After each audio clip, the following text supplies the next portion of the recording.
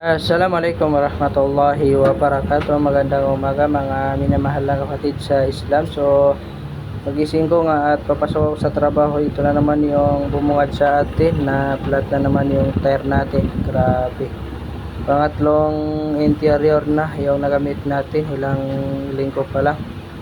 So siguro hindi natin maintindihan kung bakit, no? Kaya naisipan ko na lang na magpalit na lang tayo ng tire, baka sa tire talaga yung may problema.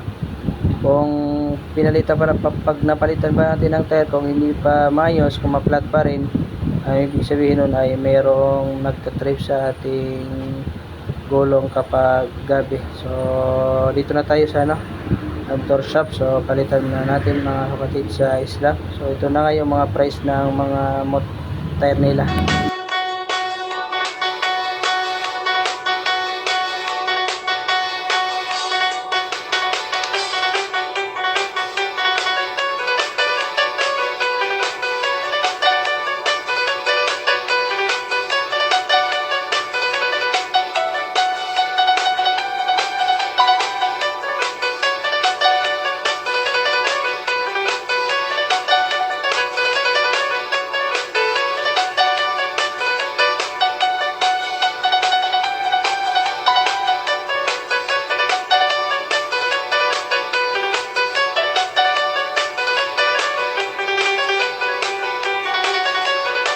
Ayan, alhamdulillah na ayos na.